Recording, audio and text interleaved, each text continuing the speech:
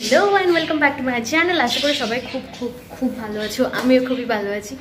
আজকে হলো 20 মে, ঘড়িতে এখন বাজে 5টা। তো এখন থেকে আমি ব্লগটা স্টার্ট করলাম, এটা আমার ইভিনিং ব্লগ।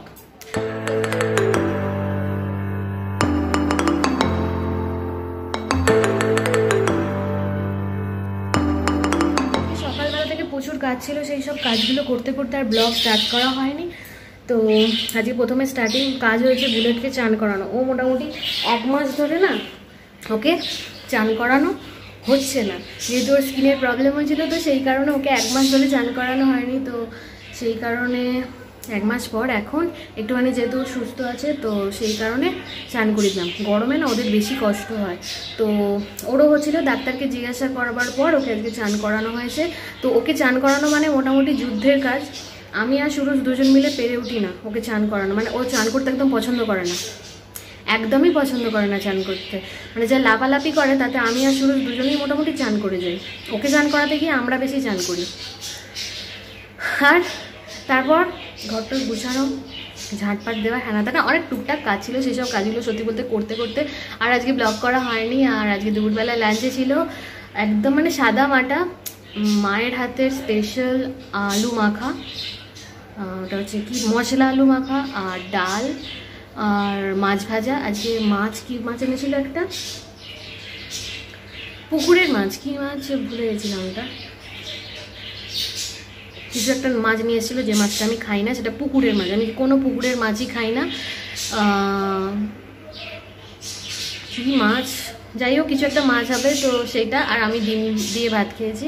তো এই হচ্ছে আজকের দুপুরবেলার লাঞ্চ। আর এখন সুরজের আম কাটতে যাচ্ছি। আম করে মাথা খারাপ করে দিচ্ছে। বাপি আবারও আজকে সকালবেলা 2 কিলো 3 কিলো মতো আম কিনে নিয়ে এসছে। এখন মোটামুটি যতদিন আম চলবে বাপির আম খাওয়াও চলবে। মানে বাপির বক্তব্য বছরে একটা বার আম হয়, যত ইচ্ছা মন খুলে আম খাওয়ার। আমাদের এখানে যেহেতু বলি না আমপাড়া, বাপি যেখানে যে আম পাড়ে তাদের কাছ থেকে মোটামুটি গাছ পাকা আম কিনে নিয়ে চলে আসে। আজকেও সেটা নিয়ে এসছে। সুরজ সেটা দেখে এখনই বলছে আম খাবে। মা বারণ করেছিল, বলেছিল রাত্রিবেলা কেটে দেবো, তাদের ওর তস সইছে না আর কি রাত্রির অবধি। তো এখন ওর আম কাটতে যাচ্ছি। আর আজকে মারাত্মক পরিমাণে গরম। তো বাপি আজকে নিয়ে এসছে গাছ পাকা গোলাপ খাস। আর কালকে রাত্রিবেলা আমি এগুলোকে পিয়ারা ফুলই বলে ফেলেছি। এগুলোর নাম হচ্ছে গোলাপ খাস। দেখো পুরো মাটির আম লাগছে না? আমাদের ছোটবেলায় কেন এখনো বিক্রি হয় মাটির আম। মানে মেলা তলা দেখবে এরকম সেট বিক্রি হয়, আপেল, শসা, এরকম আম। এটা দেখতে পুরো মাটির আম লাগছে। এরকম একটা আম আমার বাড়িতেও আছে, দেখো ভালো লাগছে না দেখতে? তো এগুলো খাওয়ার থেকে এরমভাবে দেখতে বেশি ভালো লাগছিলো। ওখানে বসে আমরা যখন ভাত খাচ্ছিলাম, আমি আর সুরজ বলছিলাম এগুলোকে এরমভাবে সাজিয়ে রেখে দেবো, দেখতে বেশ সুন্দর লাগছে। কিন্তু পচে যাবে, সাজিয়ে রাখবার মতো নয়। এটা খাবার জিনিস, খাবো। তো এটা খেতে খুব সুন্দর। কালকে রাত্রিবেলা মা একটা কেটে দিয়েছিল আমাদের। যেহেতু এটা গাছ পাকা, সঙ্গে সঙ্গে না খাওয়াই ভালো। তো এটা পরের দিন আবার খাচ্ছি। কালকে একটা খেয়েছি আমরা, বাট এটা খেতে খুবই সুন্দর।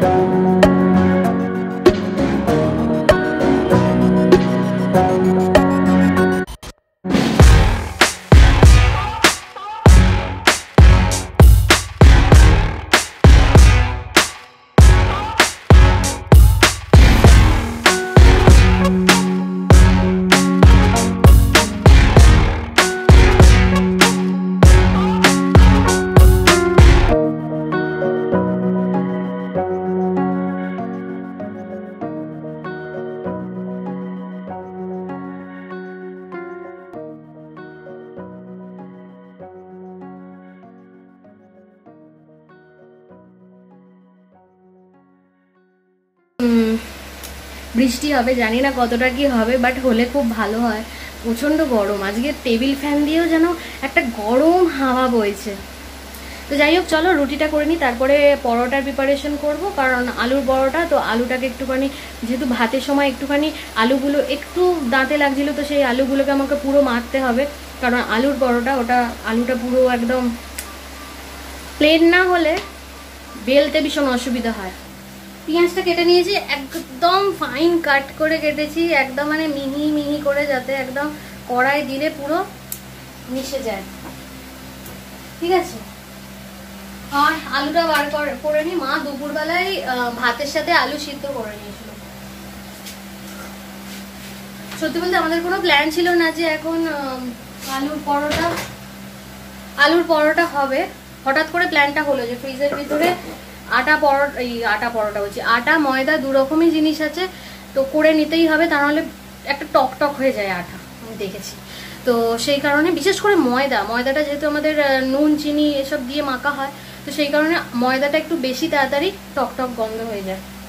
তো যাই হোক, বকছি, চলো করে নিই। যত তাড়াতাড়ি করবো তত তাড়াতাড়ি রান্নাঘর থেকে বেরোতে পারবো, তা নাহলে মাথার ভেতরে আগুন জ্বলবে, আগুন। তো আলু স্টাফিংটা বানানোর জন্য প্রথমে কড়ায় সামান্য নিয়ে নিয়েছি সর্ষের তেল। এবার এর মধ্যে আগে থেকে কেটে রাখা পেঁয়াজ কুচিটা দিয়ে দিচ্ছি, আর এর মধ্যে সামান্য নুন দিয়ে ভালোভাবে নেড়েচেড়ে নিয়ে বাকি মশলাগুলো এক এক করে দিতে থাকবো। এতে দেব সামান্য পরিমাণে জিরে গুঁড়ো, দেব সামান্য ধনে গুঁড়ো, ঝালের জন্য দেব সামান্য পরিমাণে লঙ্কা গুঁড়ো, আর দেব হলুদ। এবার মশলাটা ভালোভাবে একটুখানি নেড়েচেড়ে ভেজে নিতে হবে। তো ভেজে নেওয়ার পর এবার আমি আলু দুটো দিয়ে দেবো। এটা আমার সকালবেলাকার আলু, আর ওটা এখন মেখেছি। এই দুটো একসাথে দিয়ে ভালোভাবে নেড়েচেড়ে নেবো। আর যত রান্নাঘরে থাকছি না, আমার চুলগুলো আরো বেশি খোঁচা খোঁচা হয়ে যাচ্ছে। রান্নাঘরে সারা সন্ধ্যাটা হাওয়া না দিয়ে এরকম টেবিল ফ্যানের নিচে যতক্ষণ থাকছি, দেখো আস্তে আস্তে চুলগুলো কেমন একটা পাগলের মতো হচ্ছে, মানে আমি রেগে যাচ্ছি, আমি গরম হয়ে যাচ্ছি। ও আজকে হাওয়ার হটাও দেয়নি। আজকে না, সেদিন ওয়েদার রিপোর্টে দেখেছিলাম বৃষ্টি হবে না, তাই বৃষ্টি হয়েছে। আজকে দেখেছি বৃষ্টি আছে কিন্তু হবে না। মায়ের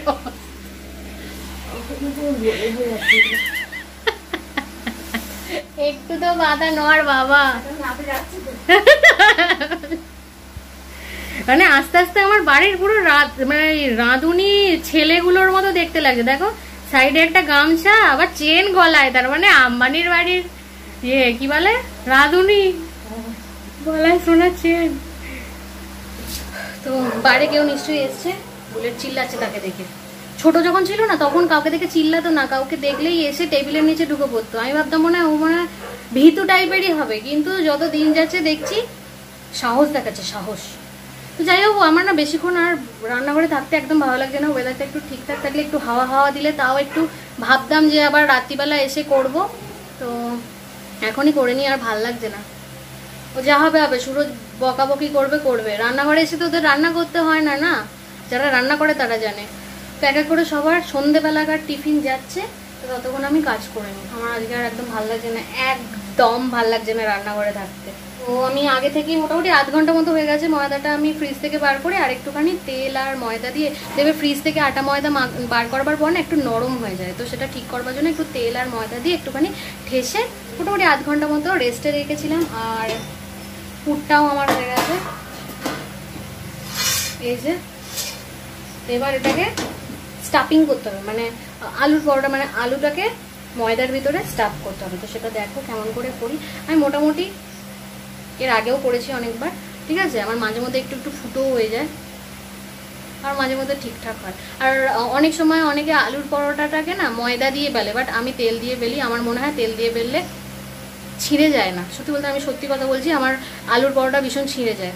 তো আমি তেল দিয়ে বেলি, তাহলে অতটা ছিঁড়ে যাবার ভয় থাকে না। তো চলো বকছি।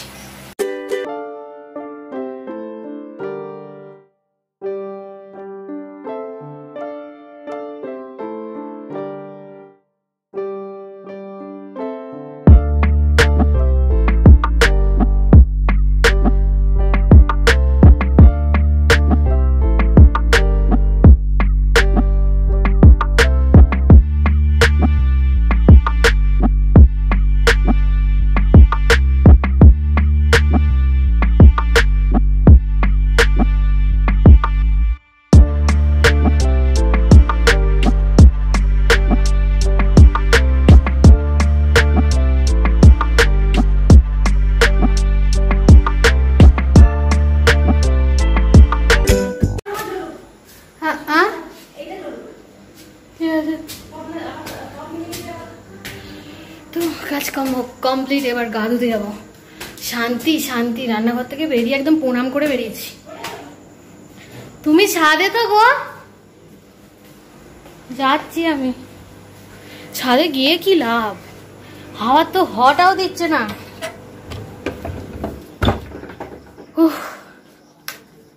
আর বুলেট আজকে ঘর থেকে খুঁজে খুঁজে আমার মেকআপের একটা স্পঞ্জ নিয়ে চলে গেছে, গিয়ে ওটাকে চিবিয়ে পুরো একদম হজম করে দিয়েছে।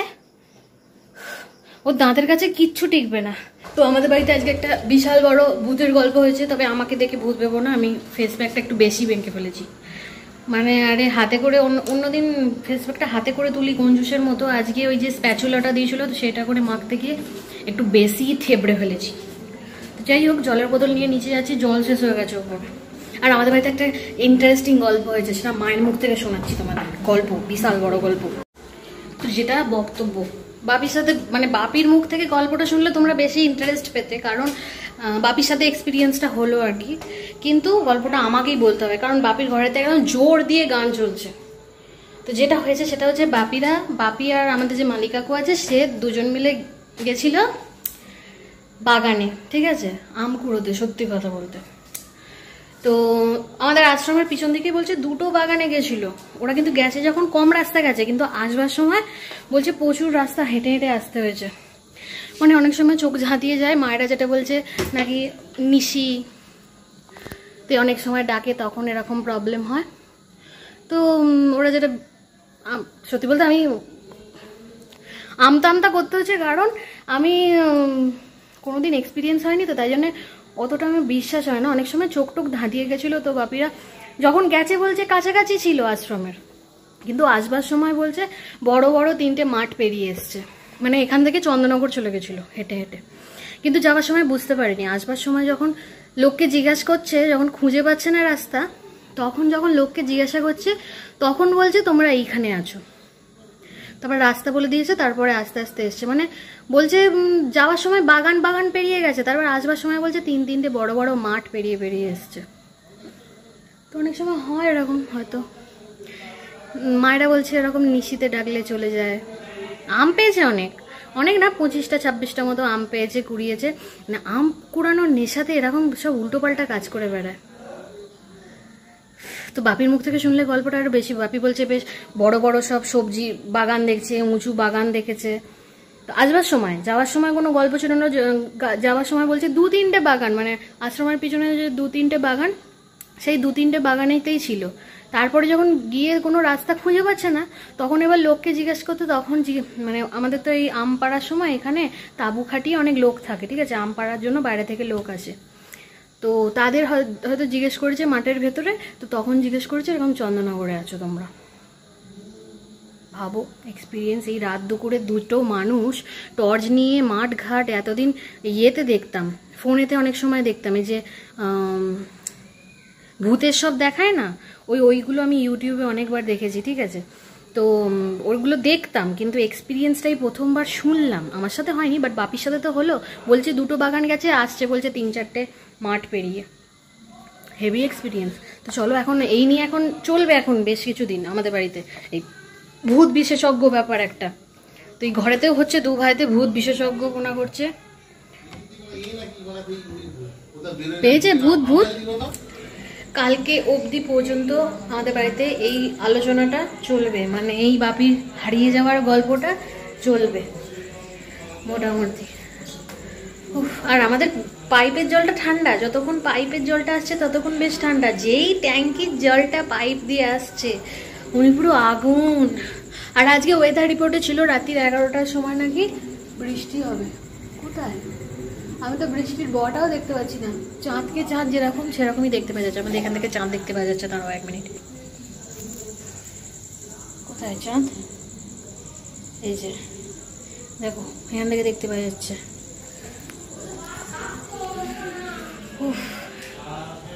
গরম কি গরম, এসি থেকে বেরিয়ে আরো বেশি গরম লাগছে। এখানে বলছি বলে সুরজ বলছে কেন বলছিস, বিশ্বাস করি না। আরে আমি তো বলছি যে অনেকে বিশ্বাস করে, অনেকে বিশ্বাস করে না, তাই না বলো? সবাইকে যে বিশ্বাস করতে হবে তার কোনো মানে আছে? যার সাথে হয় তারা বোঝে। সত্যি বলতে বাপির সাথে হয়েছে তাই জন্য বাপি বুঝছে। ভয়ের সময় অনেকই হতো, সবার সঙ্গেই হতো। ঠাকুমা মামা যাত্রা শুনতে যাবে বলে বেরিয়ে সন্ধ্যেবেলা বিকেলে বেলা রাত সারা রাত বাগানে ঘুরছে। কোথায় গেলে গো ছেলে মেয়ে দুটো? মাঠে মাঠে মাঠে মাঠে ঘুরছে, খালি ঘোরাবে তো, দিক ঠিক করতে দেবে না। না এটা একটা ঠিক, বাপিরা বলছে বাগানে ছিল ফেরবার সময় মাঠ দিয়ে এসেছে। মানুষটা মিথ্যা কথা তোমাকে কি বললো বলে মুড়ি শুয়ে বলছে আমি আমরা জানি না বাগান থেকে কুকুর চলে গেছি। তুমি বলো না বাপি মিথ্যা কথা বলবে? কোনোদিন বাপি মিথ্যা কথা কাউকে বলে না। না হয়েছে বলেই তো তারা মানে বাপির সাথে ওটা হয়েছে, বাপি কি মিথ্যে কথা বলবে? বলে গেল আর আমরা কোথায় এসে পড়েছি, বাগানে ছিল আম বাগান থেকে দেখছি ফাঁকা মাঠ। জীবনে কোন বাগানে এত বছর হয়েছে বড় হয়েছে কোন জীবনে যায়নি। হ্যাঁ বাপিদের তো এখানগুলো চেনাই হবে, মানে বাপিদের তো সব চেনাই হবে বাগান, সব চেনা। তাহলে এখানকার ছেলে চিনবে না? তাহলে চলো আজকের দিনটা কমপ্লিট, একটুখানিও বৃষ্টির দেখা নেই, খালি আমি টিভিটা অফ করি। তো আজকে একটু বৃষ্টির দরকার ছিল তাই না বলো? এত পরিমাণে মানে গরম ছিল, আর প্লাস হচ্ছে সারা সন্ধ্যেটা একটা পাতা একটুখানিও নড়েনি, এতটাই আজকে সারা সন্ধ্যাটা ভীষণ কষ্টকর ছিল। তো যাই হোক রাত্রি হয়ে গেছে, আর আজকের পরোটাটাও খুব সুন্দর ছিল, সস ছাড়াই শুধু খাওয়া হয়ে গেল। মানে একটার বেশি কেউ খেতে পারবে বলে আমার মনে হয় না, আমার মতো লোকজন আর কি। আমি তো একটা খেয়েই কুৎকাচ্ছিলাম, হাফটা রেখে দিয়েছি। তো তারপরে আবার আম ছিল, তো আম ফাম খেলে না আবার রুটি ফুটি অতটা খাওয়া যায় না, তো সেই কারণে আমি হাফ খেয়েছি, তার সাথে আম। সুরজ 1.5 খেয়েছে আর আম। তো যাই হোক আজকে গুচিগুলো খুব মোটা মোটা ছিল, মানে ওটা আরামসে যে কেউ একটা পুরো গোটা ভালো মতো পেট ভরে খেতে পারবে। যাই হোক খেতে খুব সুন্দর হয়েছিল, সস ছাড়াই খেতে খুব সুন্দর লেগেছে। কেমন লেগেছে সুরজ আলুর পরোটা? কি গো ভালো লেগেছে? আমাকে সুরজ কোনোদিন একটু ভালোভাবে প্রশংসা করলো না যে হ্যাঁ ভালো লেগেছে। সত্যি মানে কি কপাল কি জানি, প্রত্যেকদিন আমি এক্সপেরিমেন্ট করি এত রান্নার, অথচ সুরজ একদিন মন খুলে বললো না আজকে তো রান্নাটা খুব সুন্দর হয়েছে। কোনোদিন এরম রান্না খায়নি, কোনোদিন আমাকে বলেনি। তো যাই হোক এই দুঃখ সারা জীবনে রয়েই যাবে আমার, কোনোদিনও বলবেও না, ওর থেকে আমি আশাও করি না যে আমাকে বলবে যে হ্যাঁ আজকের রান্নাটা ভালো হয়েছিল। তো ওয়েদার রিপোর্টে বারবার দেখছি যে 11টায় বৃষ্টি হবে, একটুখানিও মেঘও করেনি জানো, সারা আকাশে তারা আর চাঁদ সব পরিষ্কার দেখতে পাওয়া যাচ্ছে। তো যাই হোক চলো শুয়ে পড়ি, আবার কালকে সকালবেলার নতুন একটা যুদ্ধ শুরু হবে। আজকের যুদ্ধ শেষ হলো আজকেই। তো চলো বক এখানেই শেষ করে সবাই খুব খুব খুব ভালো থাকবে, সুস্থ থাকবে। আর অবশ্যই আমার চ্যানেলটাকে যদি ভালো লাগে বা আমাকে ভালো লাগে please like share and subscribe my channel. আর যদি আমার সাথে কথা বলতে চাও তো একটা কমেন্ট করো, আমি সবার সাথে কথা বলতে ভীষণ ভালোবাসি। যদি ভালো না লাগে তাহলেও কমেন্ট করো, তাহলেও আমি রিপ্লাই করি। তো ঠিক আছে চলো টাটা, আবার নেক্সট ব্লগে তোমাদের সাথে দেখা হবে, টাটা।